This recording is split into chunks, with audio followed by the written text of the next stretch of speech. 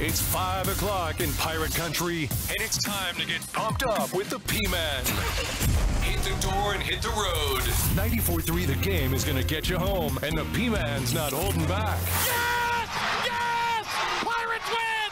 Pirates win! Bring on the Patrick Johnson Show on 94.3 The Game. Holy mackerel! Oh, my goodness! The flagship station of the ECU Pirates. All right. Hello again, everybody. Welcome. Patrick Johnson. I have the big glare over me here. Forgive me. We are from the Working Man's Beach this week. It's nice to have you along, and good to have you with us on another fresh edition of the Patrick Johnson Show. Got a big episode today. Adler Augustin is the ECU volleyball coach. He'll be with us. And perhaps the man of the hour in Greenville as far as coaches go is Gary Higgins. He is the ECU soccer coach, and the Pirates are coming off a season-opening win at NC State on Sunday. Great way to start the athletic year, and we'll talk to Coach Higgins. They've got their home opener coming up against Greensboro on Thursday. Yeah, Thursday. Today's Tuesday. The days are starting to run together. It's not a good sign. Philip the Ref Pilkington is here, pressed into duty early today, but Pilk is there to answer the bell, as he always is. So, Pilk, great work this morning to come in and save the day. And contribute. Contributor, Philip the Ref Pilkington. Contributor. Well, thank you for saying so. I enjoyed my spot start. It was a little earlier than I'm used to getting my start, but I'm used to being a reliever. I come in middle of the day, late in the day, right? But it was good to get the spot start and contribute to the team. I feel badly for you because I know you stayed up till 1 this morning watching President Biden's speech. No. I was still exhausted from the weekend. I watched the Red Sox and went to bed, upset. I'm going to stick to sports, but I'm just going to say this. How bad is it that the president of these United States got jettisoned to night one at 11:30 at night Eastern he started? Yeah, that's rough. I mean, whether when you're the president, whether you like the guy, dislike the guy, like that's primetime TV. It's always primetime, regardless of which one of the 46 men have been in office. And at 11:30. Yeah. I mean, I guess you could say it's 8:30 West Coast time, but yeah, people on the West Coast already know who they're voting for, though. There ain't those aren't swing states. A lot of the swing states are in the Eastern and Central time zones. It's a good point. The West Coast is the votes are in, as they say, on the West Coast. That is tough, though. Gosh, and like you say, regardless of who it is, and who you're going to vote for, and I have a pretty good indication who. A lot of people, at least that reply to a lot of the things that you and I talk about, is saying that who they will vote for. But to jettison the president to 11:30 at night, and then half the country or the majority of the country doesn't see him, that's tough, especially after they gave him the old heave-ho from the race. All right, sticking to sports, it was media day on Monday in Greenville. And we have for you some cuts from our Pirate Report. By the way, Pilk, I think we don't need a long intro, but I think we need a Pirate Report stinger. You know, just to transition on the show. Do you think you could get that in the hopper with the powers that be there? You seem to carry some sway with them that I don't. Yeah, like a little audio thing you're saying. You know, like a little dun dun dun, bing bing bing bing, Pirate Report or something like that. Does that make sense? Yep. I would like something like that for Pirates in the Pros, because we're going to move our Pirates in the Pros segment periodically to this show. I haven't told you that. It's the meeting about the show on the show. That is what because we'll include baseball on the show.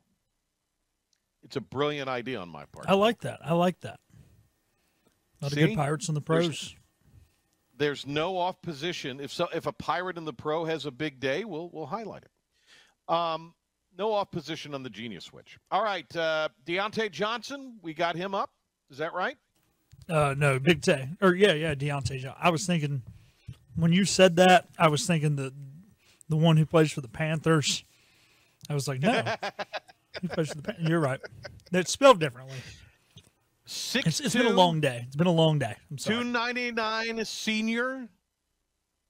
Second team all-conference a year ago, and this was his favorite camp of his career, and he explains as to why.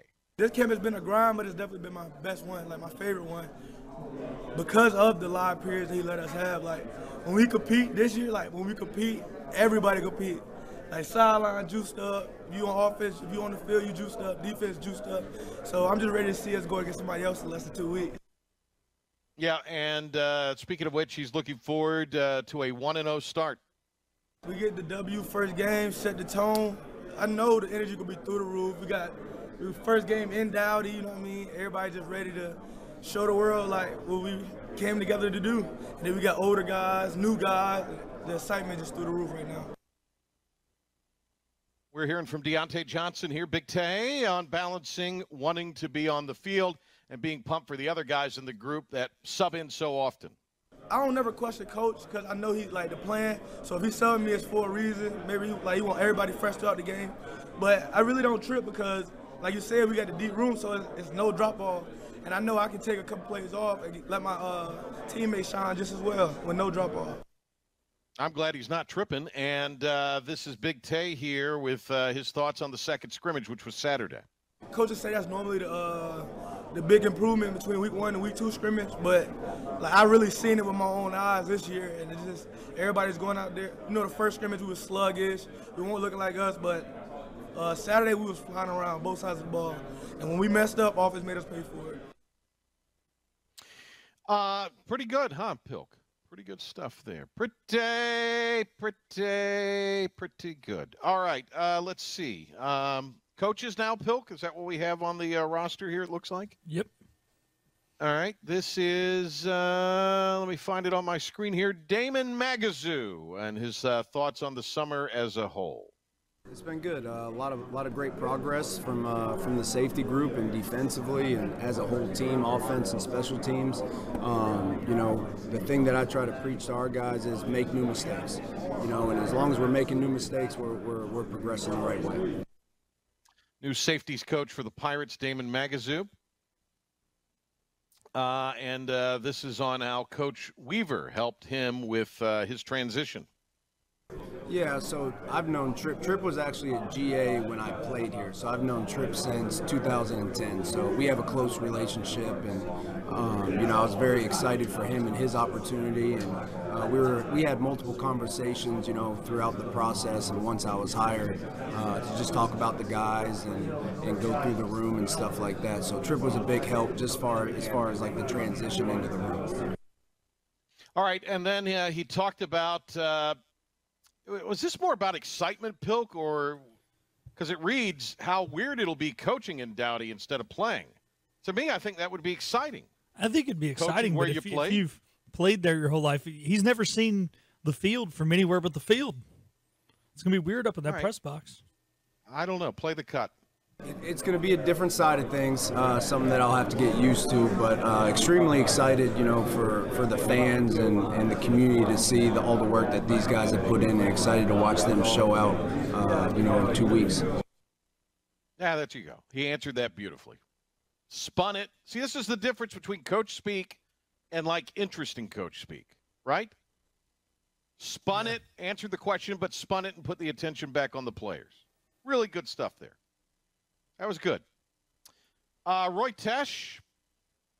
We've had our annual Roy Tesh sighting yesterday. Coach Tesh on where the team is currently. Yes, sir. It was a physical camp, and, you know, it's long. It turns into Groundhog Day. You know, you don't know what day of the week it is, but that's part of it. I think that Coach did a really good job of tweaking some of the schedule as well to foster what he wanted from a physicality standpoint, but also keep their bodies ready to go. So I think we've got a lot of work in. We've got some work to do before the first game, but I think we'll be ready to go. You could tell it's the end of camp. They're already a little hoarse, right? Roy Tesh, the Greensboro College grad, on what it is like to coach as the defensive line coach, such an experienced group of players. I think I'm blessed that I have a group of young men that have been in the program and understand the expectation as long as they have. And I don't necessarily have to step back so much as they step in.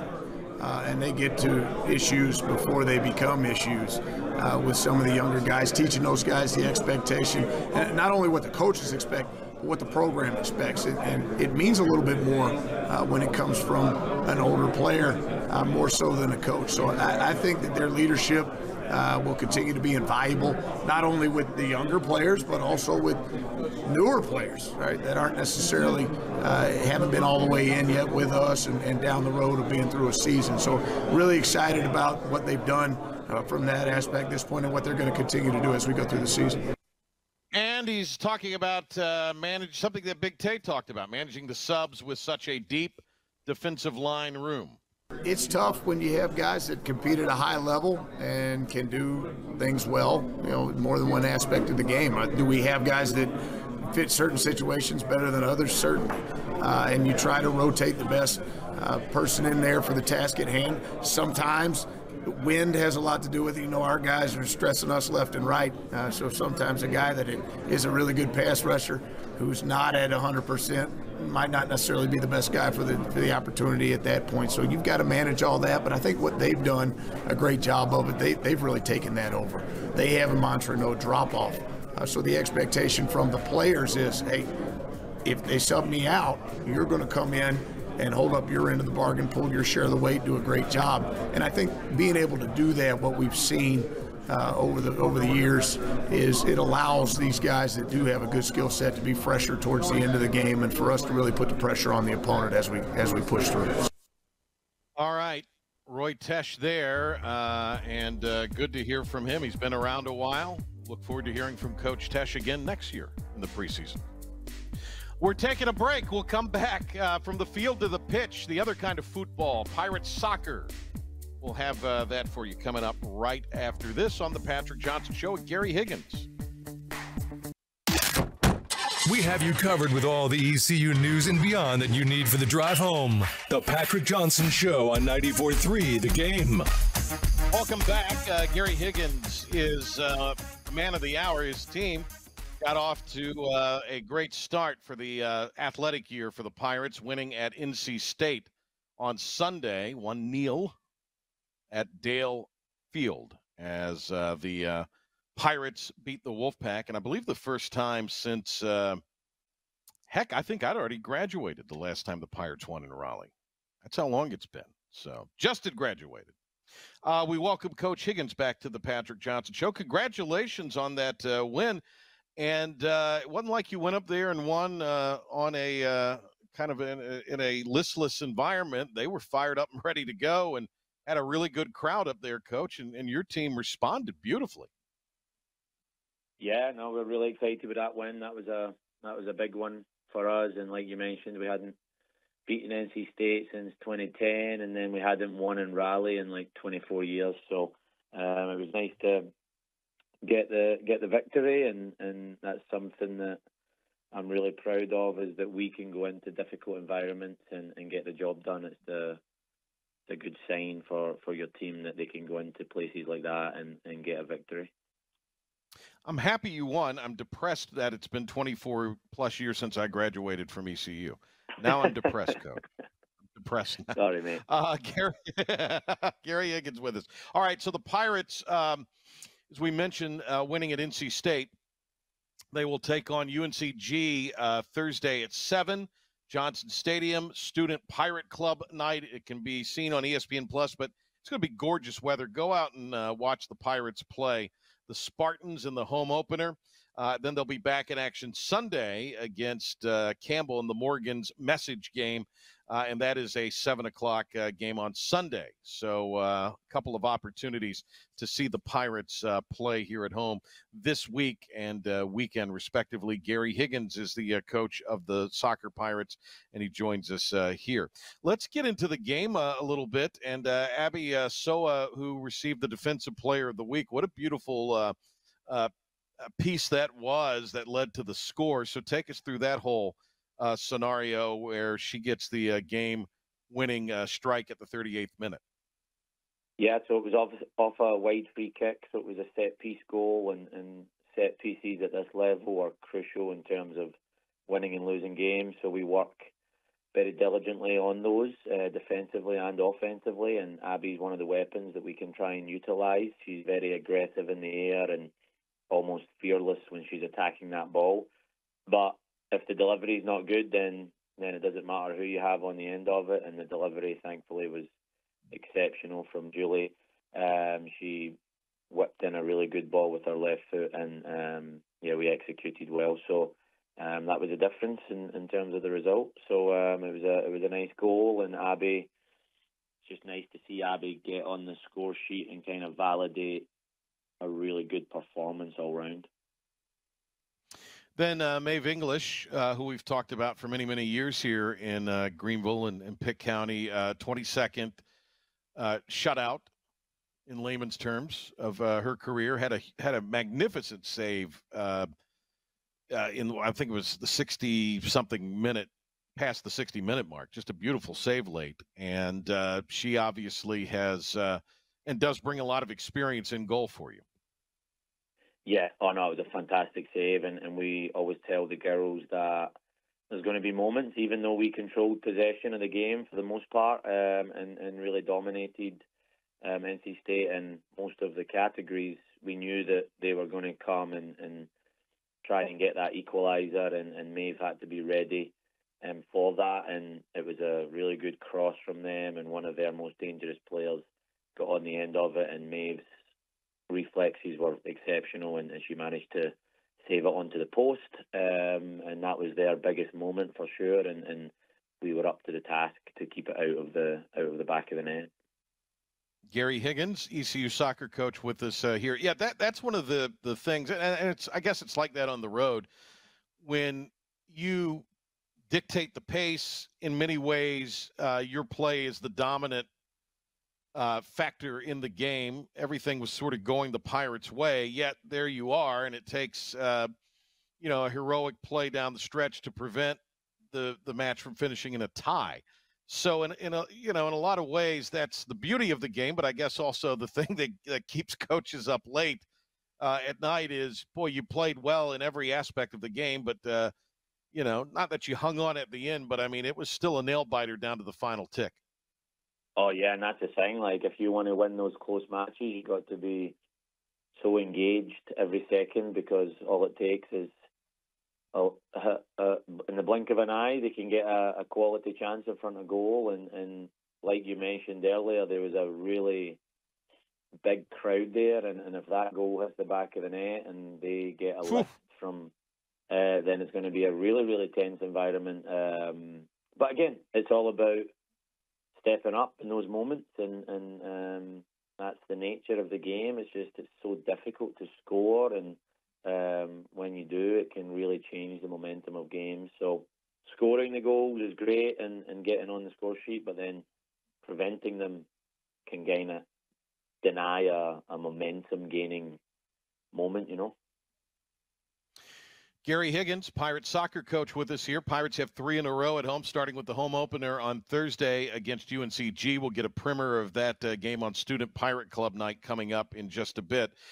Coach, some other players you thought performed well for you against State and Raleigh on Sunday, but also that have had a strong preseason that you expect a big season out of.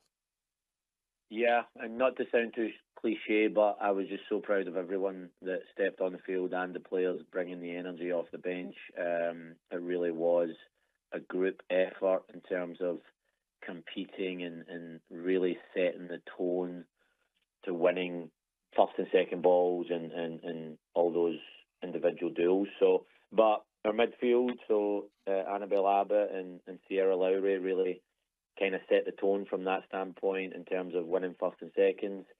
We have a really talented freshman, Caitlin Starr, and she was just produced a couple of moments of magic in terms of on the ball. And I think she's going to have a big season for us if she stays fit and hungry. But then the key to success at this level is bringing players off the bench, and the level doesn't drop. So we brought people like Erica Roberts, who's a transfer from Florida. Amy Mason, who's a local North Carolina kid who's really pleasantly surprised us in pre-season so far. She came off the bench and played valuable minutes and pressed NC State like she was a junior or a senior with no fear, and it was just awesome seeing things like that. So and then the back line, and Julie really stepped in there, and Lucy Fazza-Kerley, who had a great freshman campaign last year, she played really well in the centre of the back three. So again, not singling anyone out because it truly was a group effort, but those would be some people that definitely done well, and we're excited to see how they progress. Your club was picked third in the preseason in the American. That is the highest in program history for a preseason prognostication. So I think it speaks certainly of where your fellow coaches believe you and the players have gotten the program to, the area you have, the level you have. I know all of that stuff is stuff cool for us media folk to talk about, but in some ways but I mean, look, it's good to have expectations. I mean, that's part of the gig, is you want to have those expectations. Did that give any was that bandied about with the roster, the girls, in any way, or is this the type of thing where, well, of course we expect to finish in the upper echelon of the American. That's where this program is now. What was the reaction to it from you and maybe from the team? Yeah, not much reaction from me, but as you know, Patrick, like with social media and all that, everything gets out really quickly, and the girls are always all over social media. So it's just managing expectations. Proud of where the program is perceived, and other people think, like obviously, like you mentioned, that we've done a good job up until now, but we just have to focus on every game as they come, and our expectation now is to try and win every game that we play in, and I think that was evident when we went to somewhere like Raleigh and beat the Wolfpack, who we hadn't done in 24 years, where maybe you had a little bit less grey hair or something,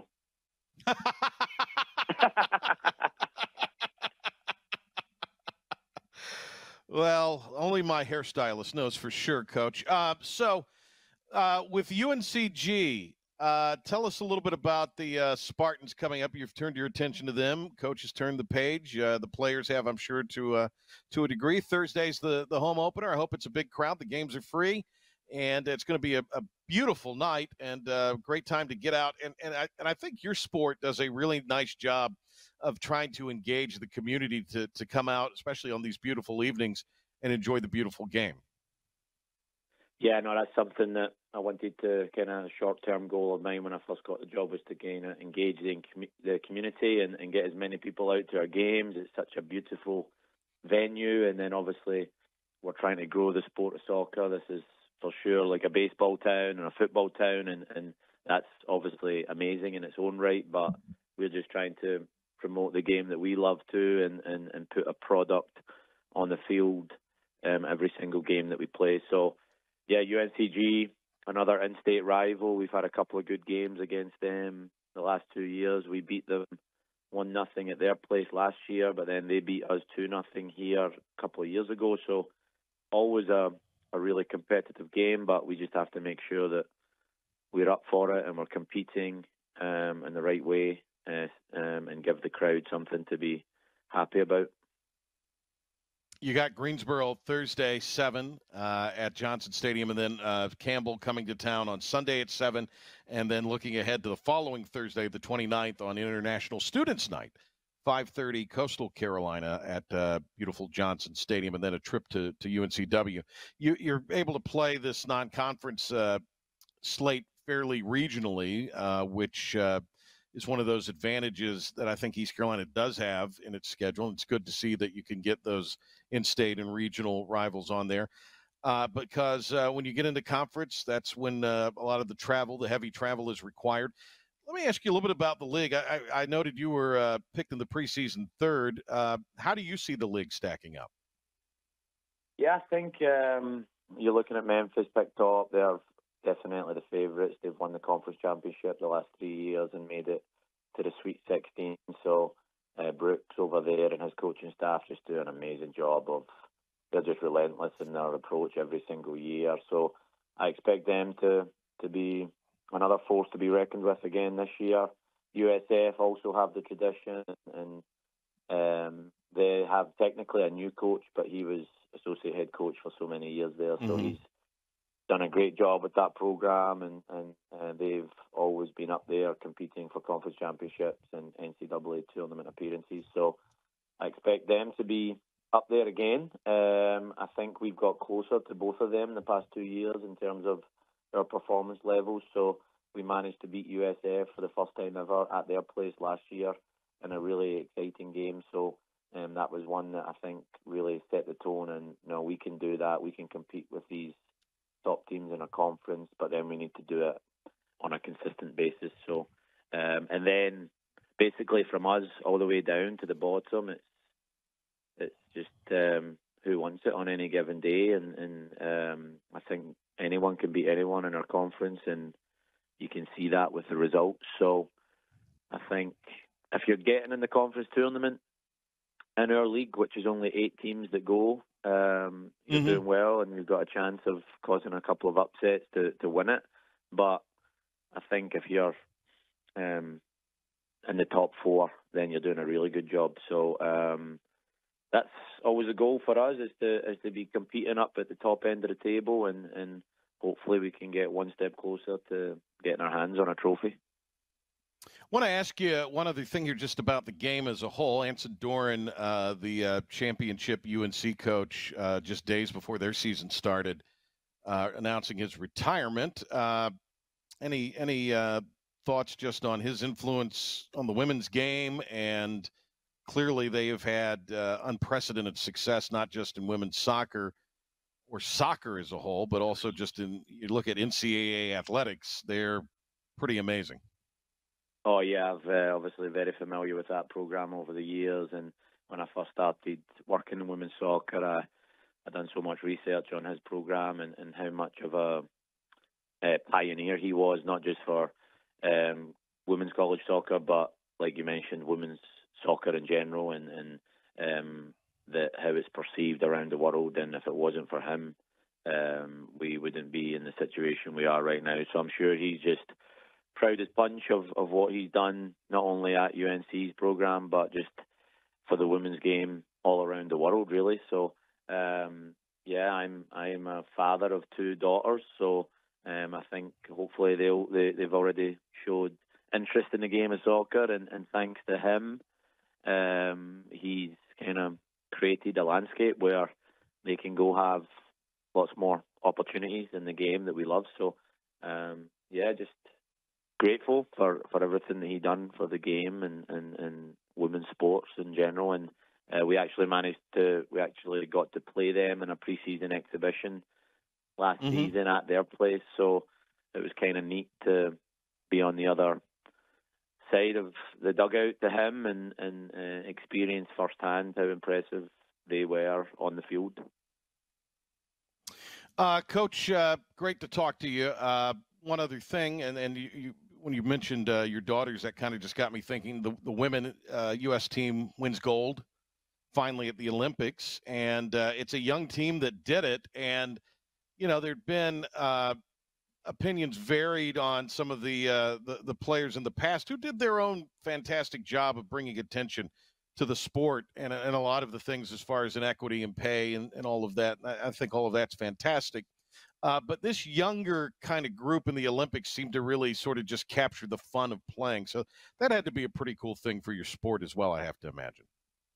Yeah, that was awesome. And me and my daughters actually watched a couple of the games together, and yeah, they played That's really, cool. really well. There was some great games, and then I thought the new coach, done a fantastic job of bringing that group together and kind of letting them play. And she made some big calls and left some veteran players out of the squad, and that's always can be heavily criticised, but it takes courage to do that. And then, like you mentioned, so many young players stepped up and seemed full of confidence and when you've got the confidence to go along with the quality, usually some good things can happen.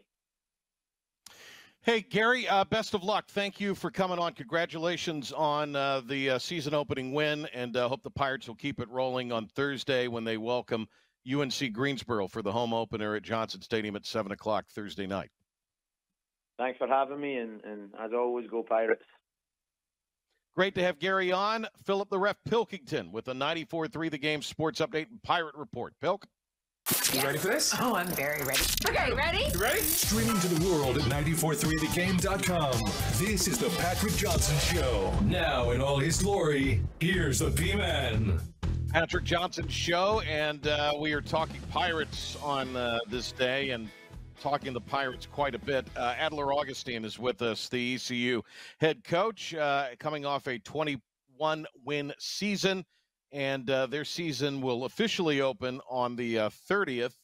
The Pirates will have a scrimmage at Elon coming up this weekend, but East Carolina on the court will be taking on Queens, and then at UNCW and Loyola Marymount, all in the event at Hanover Hall there in the Port City. The Pirate Invitational is when we will see ECU for the first time at home, and that will be September 5th, a Thursday at 7 at night against North Carolina A&T. And if you can't make it, it will be on ESPN+. All right, Adler Augustin is with us here, Coach. The nice thing about last year is you have a lot of key players back from that team. Yeah, we're excited. Having the majority of the offensive output back helps a lot. We changed our offense quite a bit, which is great. And we were able to do that because the older kids, they kind of understood what we were doing before, so it's an easy transition. So it should be exciting volleyball coming up. You have, an all-conference player returning, and she's been sensational in her first 2 years in Greenville. Angeles Alderate is coming back for the purple and gold this year. She started a little slowly last year, but really picked up. I remember talking to you early in the season last year, and you talked about how she, kind of was going from the hunter to the hunted in a sense. She was a known commodity, and teams were game planning for her. So I have to think, based on how she finished the year, she feels pretty good about, and you feel pretty good about where she is mentally going into this season, her junior year. Yeah, she's awesome. I never really have to worry too much about that piece. She always wants to compete. She always getting after it. I think it was more of a, when you're new to college volleyball and everybody didn't pay you that much attention as a freshman, and now coming to your sophomore year, everyone knows you, or they start to scout your tendencies. So it's more so, okay, now you have to open your game up a little bit more. So she had to work a little bit harder than maybe expected early on. But yeah, she adjusted really, really well and finished the season pretty strong. So she has a better understanding what's ahead. You last year, I thought, really were competitive at the net in the middle, and you had some players leave there. You're still, from a size perspective, comparable to what an American team would look like in a lot of ways, in stature, but also athleticism. But you're awfully young in that spot, so that group of middles are going to have to grow up in a hurry. Yeah, well, we have, our leader, Carly, is back for her junior season. She leads the conference in blocks and is probably a top 2 blocker in the conference.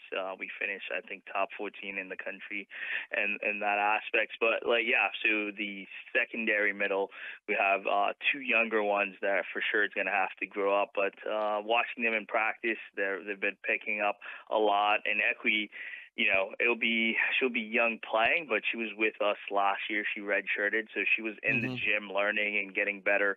She was here in the spring, working on things. But yeah, so it's going to be her first time out on the court contributing in that fashion, but definitely confident in both of them, and then we'll see how everything shakes out.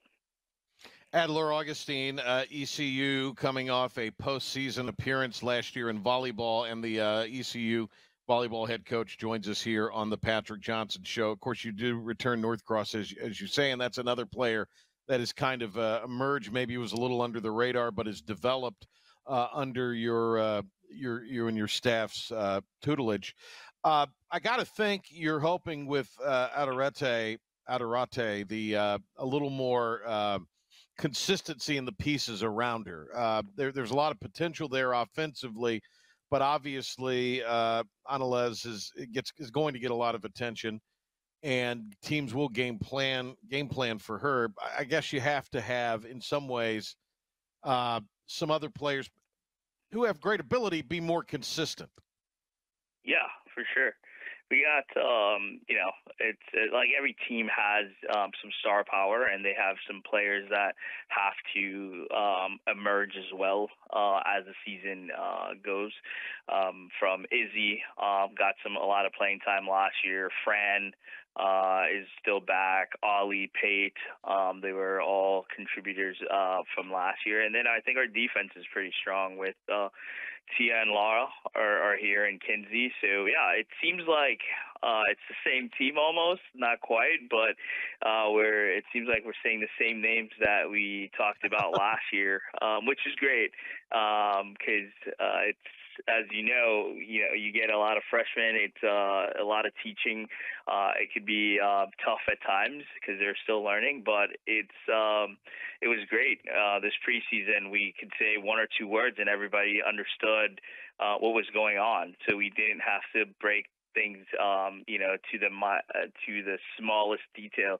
I could kind of hover over things, and they knew what to do, and they're doing a great job helping the younger players. If they didn't understand something, and you could see them on the sideline if they're not in a certain drill, they're kind of teaching them and pointing things out and helping them grow. I think people hear this and they may say, well, come on, this is, does that really matter? Yeah, it does. But this team seems to get along. And look, there are teams that, maybe are not as harmonious in different sports that can still succeed on the field or on the court. But the fact that this group is so tight-knit and gets along so well, I think is a testament to the culture, but also a real advantage.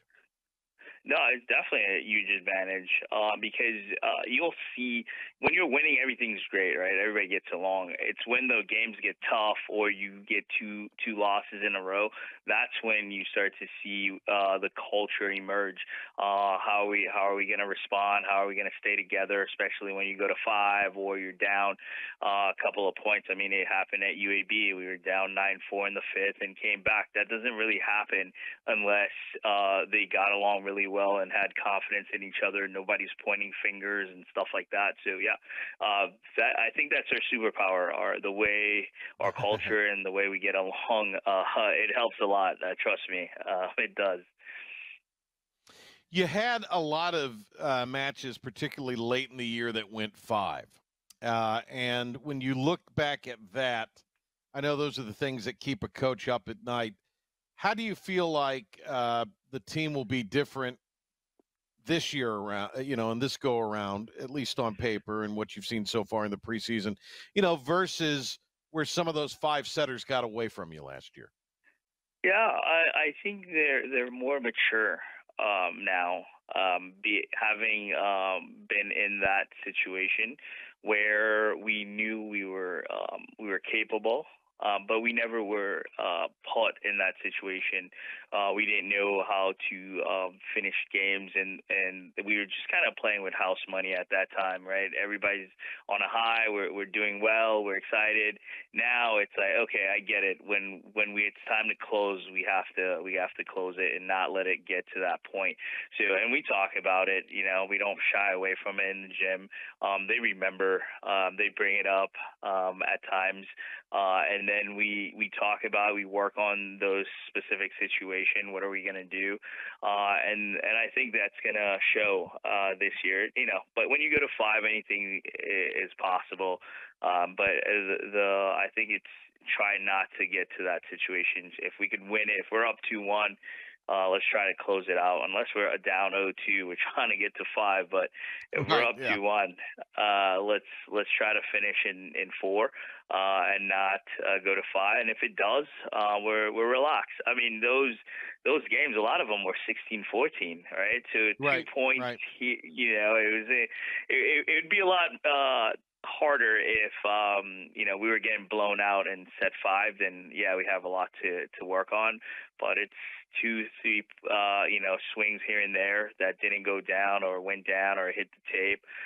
Just being a little bit more consistent and be mindful of different situations, and not take we talk about not taking the first 5 points easy, because you make a mistake when it's 0-0, you're like, I got a lot more. But those are the points that tend to haunt you at the end when it gets tight. If we clean those up from the front end, we don't have to worry too much about the back end. Adler, how's the conference stacking up this year? Oh man, it's gonna be a fun one. I think it could be anybody's game. It's great in that sense, but also worrisome, because you don't know what everybody's capable of. There's a lot of moving parts. A lot of people picked up some transfers. Then there's the other piece of players that were really good graduated, so you don't know how the new kids are going to react. I think it's pretty much wide open, in my opinion. I think there's at least maybe 4 to 5 teams that have a legit shot at winning it, which makes it awesome, because every night it matters. There's not we're this team is so good, it doesn't really, we're just gonna roll over. But every night, every game is gonna matter. Adler, Augustin, what will you work on, or what will you want to see this team work on between now and the weekend scrimmage at Elon and then the opener in Wilmington? Yeah, I think just keep the connection on offense, and then cleaning up our communication. I think there are some easy plays, even watching in practice, that we could have done it. We could do a better job just communicating in the chaos. How calm can you be when things don't go perfectly, right? So it's pass, set, hit.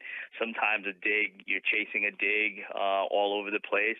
Can we calm that situation down? Can we win those points when it doesn't go the perfect pass attack?